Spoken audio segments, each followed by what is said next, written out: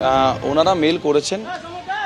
আমাদের মনে হয়েছে আমরা এইভাবে মিটিং করাটা আমাদের পক্ষে একটু অসুবিধাজনক। দিনে দুবার ব্যবহার করো স্টপেজ ক্রিম আর নিজেকে রাখো evergreen. Keya Seth aroma therapy stop age cream আর খুঁজে পাও নতুন আমিকে। আবারও বলছি, আমাদের 26টি মেডিকেল কলেজ আছে, সেখান থেকে যদি একজন করেও রিপ্রেজেন্টেটিভ হয় তাহলেও 26 জন হয়।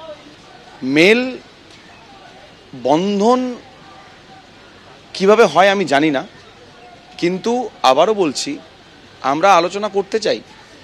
আমাদের রিপ্রেজেন্টেটিভ যা যা আমরা মেলে বলেছি সেই সমস্ত, মানে এটাকে যদি শর্ত বলেন তাহলে শর্ত, যদি রিকোয়েস্ট বলেন তাহলে রিকোয়েস্ট, অনুরোধ, যাই বলুন না কেন, তবে এই জিনিসগুলো যদি একটু ফলো করা হয় আমাদের পক্ষে মিটিং করতে সুবিধা হবে। কারণ আমি একটি বন্ধ ঘরে কি করে খোলা মনে আলোচনা করব সেটা আমি জানি না। আমরা চাই খোলা মনে, খোলা জনতার সামনে আলোচনা করতে। মানে সত্যি, মানে আমরা কৃতজ্ঞ, আমরা প্রণাম জানাই সেই সমস্ত মানুষজনকে যারা এইরকমভাবে পাশে এসে দাঁড়াচ্ছেন, সাথে এসে দাঁড়াচ্ছেন। মানুষ, যে সমস্ত শুভবুদ্ধি সম্পন্ন মানুষ যাদের মধ্যে এখনও মনুষ্যত্ব আছে, তারা ঠিক পাশে এসে দাঁড়াবে এবং সেই প্রতিফলন, সেই প্রতিচ্ছবি আমরা দেখতে পাচ্ছি। আরজিকর কাণ্ডে বিচার সহ একাধিক স্বাস্থ্য অধিকর্তার পদত্যাগ তারা দাবি করেছিলেন, কিন্তু গতকালই মুখ্যমন্ত্রী মমতা বন্দ্যোপাধ্যায় স্পষ্ট করেছেন রাজ্য সরকার কাকে ছাড়বে, কাকে রাখবে, কাকে কোন পদে রাখবে সেটা কি জুনিয়র ডাক্তাররা ঠিক করবেন।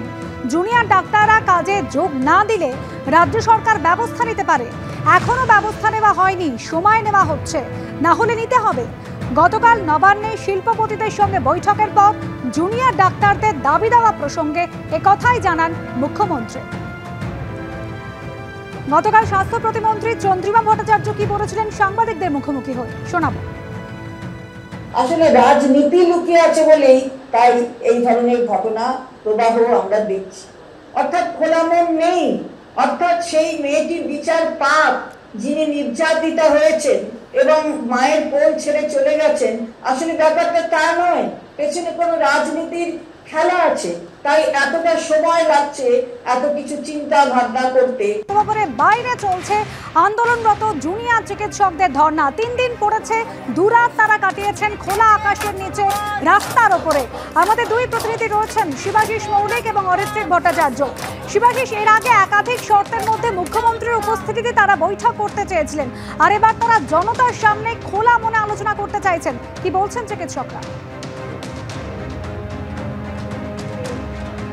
একদম দেখো, শুরুতেই তোমায় যেটা দেখাবো যে জুনিয়র ডাক্তাররা তারা কিন্তু কোনোভাবেই রণে ভঙ্গ দিয়ে সরে যেতে চাইছেন না, এবং তৃতীয় দিনে পড়েছে অবস্থানের বেলা যত বাড়ছে, অবস্থানে ভিড় তত বাড়ছে। শুধু চিকিৎসকদের ভিড় নয়, সাধারণ মানুষ তারাও আসতে শুরু করেছেন। একটু পরেই সিনিয়র চিকিৎসক যারা, অর্থাৎ জুনিয়র চিকিৎসকদের যে সিনিয়ররা, তারা একটা সাংবাদিক সম্মেলন করে তারা জানাবেন যে তারা এই আন্দোলনে কিভাবে রয়েছেন।